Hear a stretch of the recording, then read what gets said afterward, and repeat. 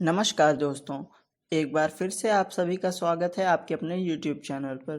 दोस्तों, जैसा कि आप सभी लोग जानते हैं कि इस वक्त हम लोग श्री जगदीश चंद्र माथुर जी की कहानी रीढ़ की हड्डी पर चर्चा कर रहे हैं। कहानी काफ़ी लंबी होने के कारण मैंने इसे दो भागों में विभाजित किया है और ये इस कहानी का दूसरा भाग है। यदि आपने अभी तक पहला भाग नहीं सुना है तो मैंने उस वीडियो का लिंक डिस्क्रिप्शन में दे रखा है, वहाँ से जाकर आप पहले वीडियो को सुन सकते हैं। तो अब नमस्कार दोस्तों, एक बार फिर से आप सभी का स्वागत है आपके अपने YouTube चैनल पर। दोस्तों, जैसा कि आप सभी लोग जानते हैं कि इस वक्त हम लोग श्री जगदीश चंद्र माथुर जी की कहानी रीढ़ की हड्डी पर चर्चा कर रहे हैं। कहानी काफ़ी लंबी होने के कारण मैंने इसे दो भागों में विभाजित किया है और ये इस कहानी का दूसरा भाग है। यदि आपने अभी तक पहला भाग नहीं सुना है तो मैंने उस वीडियो का लिंक डिस्क्रिप्शन में दे रखा है, वहाँ से जाकर आप पहले वीडियो को सुन सकते हैं। तो अब आइए बात करते हैं हम अपने इस वीडियो को। दोस्तों, जैसा कि आप सभी लोग ये बात जानते हैं कि श्री राम स्वरूप जी ने गोपाल प्रसाद जी और उनके बेटे से यह बात छुपाई है कि उनकी बेटी पढ़ी लिखी है। उन्होंने ऐसा इसलिए किया क्योंकि एक पिता होने का नाते वो चाहते थे कि उनकी पुत्री का विवाह एक अच्छे घर में हो और पढ़े लिखे घर में हो, जहाँ के लोग समाज में उठते बैठते हों और लोगों के बीच में उनकी प्रतिष्ठा हो। परंतु गोपाल प्रसाद जी की सोच ऐसी नहीं थी। वो चाहते थे कि उन्हें पढ़ी लिखी बहू ना मिले, वो बस इंटरमीडिएट चाहते थे। इसीलिए रामस्वरूप जी ने ये बात उनसे छुपाई। थोड़ी देर बाद जब वो लोग गप्पे लड़ा रहे थे तो बीच में रामस्वरूप जी उठकर घर के अंदर जाते हैं और तब उन गोपाल प्रसाद जी अपने बेटे से धीरे से कहते हैं कि अरे मूर्ख, तू हमेशा झुका झुक कर क्यों बैठता है? तेरे दोस्त सही कहते हैं, तेरी बैकबोन। इतने में ही रामस्वरूप जी वापस आ जाते हैं चाय टोस्ट लेकर। तीनों लोग चाय पीते हैं, टोस्ट के साथ नाश्ता पानी होता है। तभी रामस्वरूप जी शंकर से यह सवाल पूछते हैं, और शंकर बाबू, इस क्या छुट्टियां चल रही हैं कॉलेज की? तो शंकर उन्हें जवाब देता है, नहीं, कॉलेज की छुट्टियां नहीं, वीकेंड चला था तो मैं सोचा घर ही घूम आता हूँ। राम स्वरूप जी कहते हैं, ओह। फिर उन्होंने एक सवाल और पूछा कि आपका कोर्स तो खत्म होने वाला होगा लगभग साल भर में। शंकर जवाब देता है, नहीं, अभी नहीं, अभी 2 साल बाकी है। राम स्वरूप जी कहते हैं, 2 साल? शंकर कहता है, जी हाँ, एक आध साल मार्जिन रखता हूँ। इस बात पर गोपाल प्रसाद जी समझाते हैं कि बात यह है साहब कि शंकर 1 साल बीमार हो गया था। क्या बताएं, इन लोगों की उम्र सारी बीमारियां सताती हैं। एक हमारा ज़माना था कि स्कूल आकर दर्जने कचौड़ियाँ खा जाते थे, मगर जो खाते खाना बैठते थे वैसी की वैसी ही भूख लगी रहती थी। हम लोग कभी बीमार नहीं होते थे। परंतु आजकल के ये नौजवान ज़रा ज़रा सी बात पर बीमार हो जाते हैं। इतने में राम स्वरूप जी कहते हैं, कचौड़ियाँ भी तो उस जमाने में पैसे की 2 आती थीं। इस बात पर गोपाल प्रसाद जी कहते हैं, अरे अपने ज़माने की तो बात ही कुछ और थी। स्कूल वगैरह में कोई खेल नहीं होता था। तब ना तो कोई वॉलीबॉल जानता था, ना टेनिस, ना बैडमिंटन।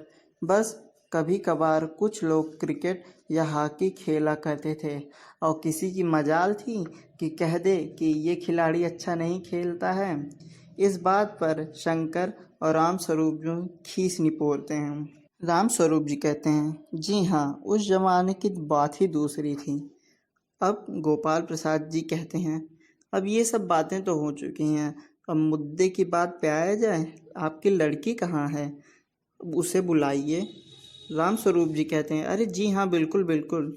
राम स्वरूप जी आवाज़ लगाते हैं अपनी पत्नी को और कहते हैं कि उमा को पान की प्लेट के साथ नीचे भेजें।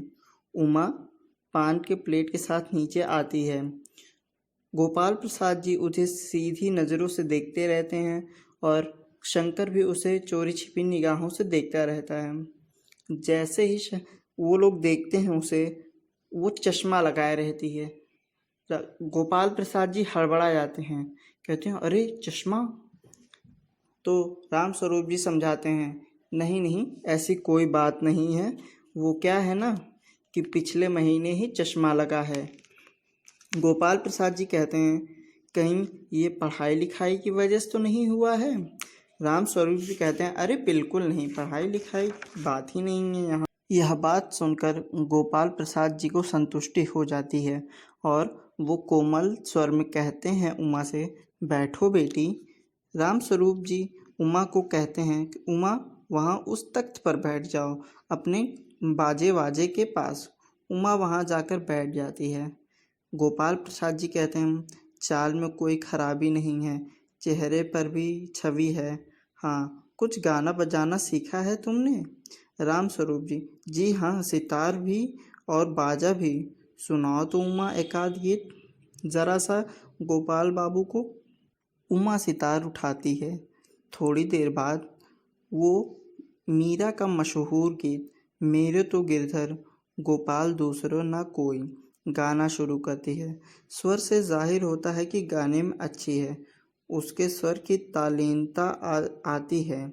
यहाँ तक उसका मस्तक उठ जाता है और उसकी आंखें शंकर की झोंपती आंखों से मिल जाती हैं और वह गाते गाते एक हाथ रुक जाती है।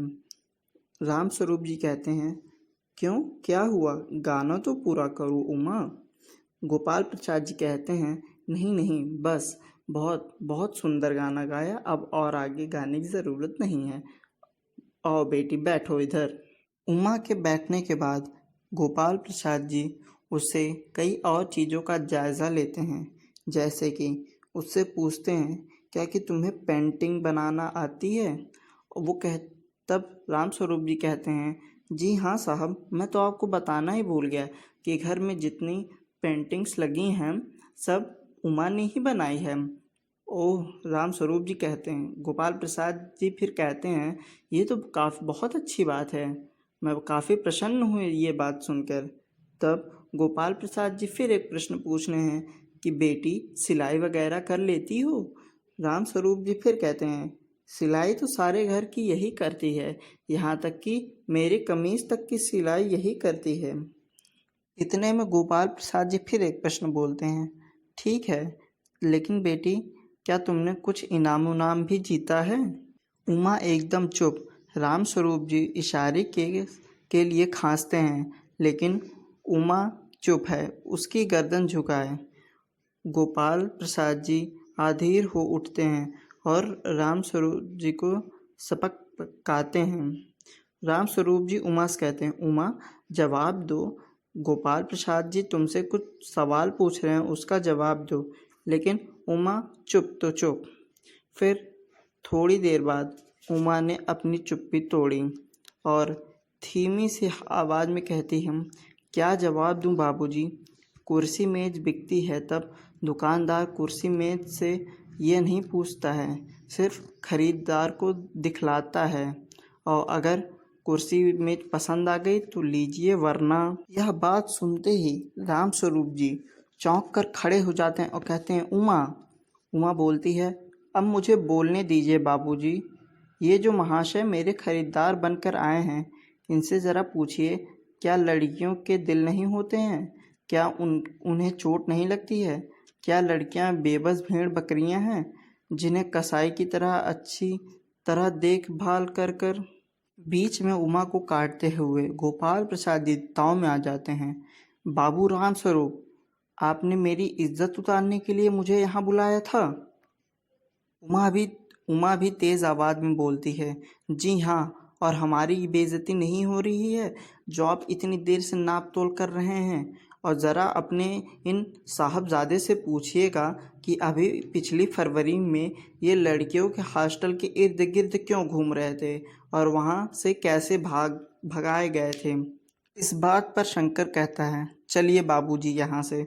गोपाल प्रसाद जी कहते हैं लड़कियों के हॉस्टल, क्या तुम कॉलेज में पढ़ी हो? राम स्वरूप जी चुप। उमा जी हाँ, कॉलेज में पढ़ी हूँ, मैंने बीए पास किया है, कोई पाप नहीं किया है, कोई चोरी नहीं की है और ना आपके पुत्र की तरह ताक झांक कर कायरता दिखाई है। मुझे अपनी इज्जत, अपने मान का ख्याल है, लेकिन ज़रा अपने पुत्र से पूछिए कि ये किस तरह नौकरानी के पैरों पकड़कर अपना मुंह छिपाकर भागे थे। राम स्वरूप जी कहते हैं, उमा उमा क्या कह रही हो? गोपाल प्रसाद जी खड़े होकर बोलते हैं गुस्से में, बस बहुत हो चुका। राम स्वरूप जी, आपने मेरे साथ दगा किया है। आपकी लड़की बीए पास है और आपने मुझसे कहा था कि सिर्फ मैट्रिक तक पढ़ी है। लाइए मेरी छड़ी कहाँ है, मैं चलता हूँ। बीए पास? ओफो, गजब हो जाता है। झूठ का भी कुछ ठिकाना नहीं। आओ बेटा चलो। राम स्वरूप जी और शंकर वहाँ चले जाने लगते हैं। फिर उमा बोलती है, जी हाँ ज़रूर चले जाइए, लेकिन घर जाकर ज़रा पता लगा लीजिएगा कि आपके लाड बेटे की रीढ़ की हड्डी है भी या नहीं, यानी बैकबोन। बाबू गोपाल प्रसाद के चेहरे पर बेबसी और गुस्सा और उनके बेटे के रुलासापन दोनों बाहर चले जाते हैं। बाबू राम स्वरूप जी कुर्सी पर थम से बैठे जाते हैं। उमा सहसा चुप हो जाती है। प्रेमा घबराहट की हालत में आना। फिर प्रेमा कहती है, उमा रो रही है। यह सुनकर राम स्वरूप जी खड़े हो जाते हैं और तभी रतन आता है। रतन कहता है, बाबूजी मक्खन। सब रतन की तरफ देखते हैं और पर्दा गिर जाता है। दोस्तों, ये कहानी तो यहीं ख़त्म हो जाती है, परंतु अभी भी हमारे देश में कई सारे लोग हैं जो महिलाओं की शिक्षा के खिलाफ में बोलते हैं। हमें इस वक्त एकजुट होना चाहिए और महिलाओं को शिक्षा के लिए प्रेरित करना चाहिए, क्योंकि महिलाएं ही देश का भविष्य हैं। धन्यवाद। मुझे पूरा उम्मीद है कि आपको यह वीडियो पसंद आई होगी, और अगर आपको यह वीडियो पसंद आई है तो इसे लाइक, सब्सक्राइब, शेयर करना ज़रूर भूलें ना। और ऐसे ही कहानियों के लिए मेरे साथ आगे चैनल पे बने रहें।